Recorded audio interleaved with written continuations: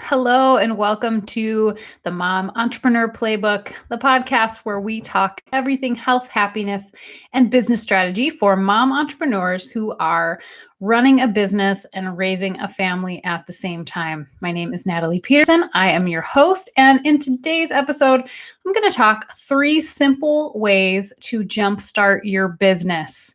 So, I am talking specifically to the hopeful mom entrepreneur or even the mom entrepreneur who just needs to get back into it, right? Maybe your family, your kids, your home life has taken you away from the business for a while, or maybe there's been a huge life change, or maybe just the state of the world has taken you away from your business because you are likely the primary care provider in your family.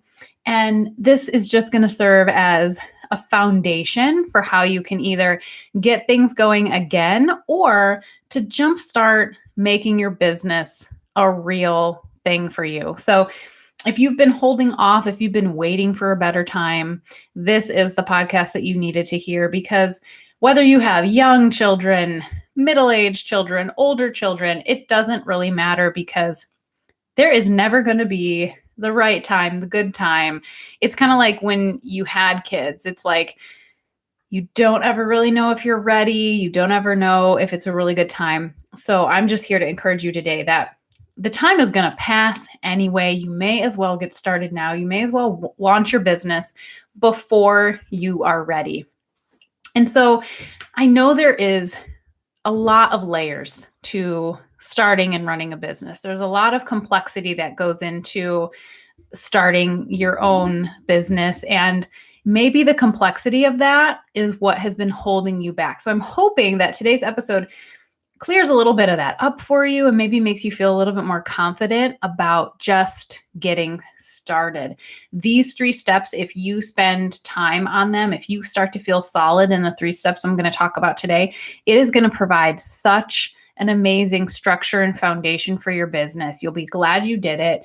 And here's the thing about owning your own business and about the way things evolve. You're never going to be done. You're never going to have everything perfect. And so I like to say that done is better than perfect. Sold is also better than perfect, because what do we want to do with our businesses? We want to impact lives and we want to make money. So if you don't get started, or if you never reinvigorate that business and you hold off waiting for a better time, that time is likely not going to come. And so today, here's what I want you to do. I want you to think about these 3 steps. I want you to get to brainstorming on them and just start taking action and see where it leads you. Again, your business is never going to be completely done, so you may as well get started now. Let's get on to the steps. So number 1, the first thing that you can do to jumpstart your business is clearly define what you do for people so that you can sell with ease. So you want to be able to define what it is that you do for your customer, what you help them do, what you help them achieve, what you help them become. Everybody wants to know, what is it that you can do for me? And kind of take yourself out of that and think about, from your client or customer's perspective, why would they want to do business with you? What is it that you're going to help them with? So, for example, in my coaching, I use my programs and my one-on-one coaching to upgrade the health and happiness of mom entrepreneurs so that they can smoothly run their business and manage their role as mom. Okay, so right away, my ideal customer or my potential client knows that I'm going to help them just upgrade their own self-leadership. I'm going to help them with their health, help them with their happiness, so that they can either scale their business or work out some of the kinks so that their business runs smoothly and they can also manage that role they have as mom. So get to thinking about, what is your elevator pitch? If someone asks you what you do, what is that? What do you do for people? After you have that defined, I want you to select, number 2, select who you want to serve so you can spend time with your favorite kind of people. So this is the part where you start to dial in your audience. Who are you selling to? Who are you talking to when you develop your content or when you sell your products? And get really specific with this. Decide, do you want to serve a certain gender? Do you want to serve males or females? Do you want to serve a certain age range of people? Do you want to serve a type of person, or a person with a certain financial income, or a certain place in their lives in terms of, are they retired? Are they working? Do they have children? Are they living alone, right? We really dial into what this person is and who they are, and niche down and start to describe this person very, very detailed and specific, more than you might think is necessary. Because when you start to develop content, when you start to develop programs, you want to be developing it for your ideal audience and customer.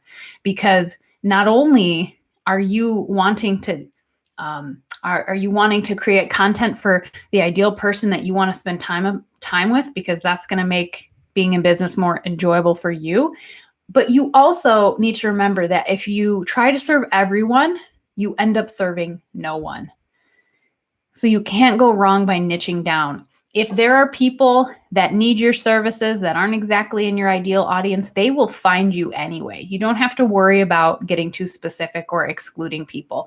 And I'm sure we'll talk more about that on future episodes, but just start to think about, who do you want to serve? It took me a long time to really narrow down that I wanted to serve mom entrepreneurs.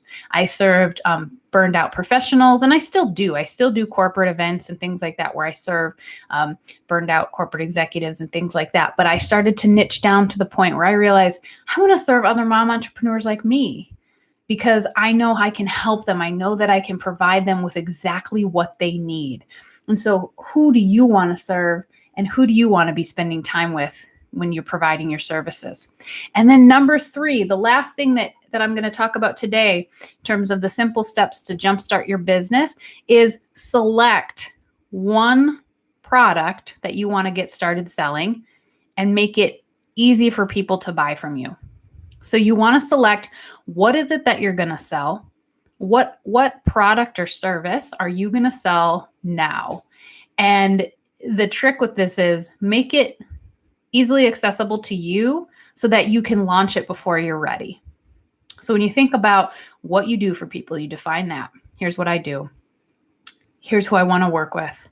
And then here's something I can launch. I'm going to use a friend of mine who does astrological readings. And I recently had one done by her. And so I can use this as an example. I'm not even sure if this is what she would say, but she might say, okay, what do I clearly do for people? I provide astrological readings so that people can more deeply get connected with who they are and what they are meant to do on this planet. And I serve other mothers who are looking for guidance in life and ways to develop their own best practices. With those two things, if she says, okay, I do astrological readings, I do it for other moms. She's also a young mother as well. And then if she decides on her first product, the most easily accessible thing to her right now is to do mini readings. She's got a new baby. So mini readings are something that don't take her as much time. It's something that she can really easily explain to her potential customer.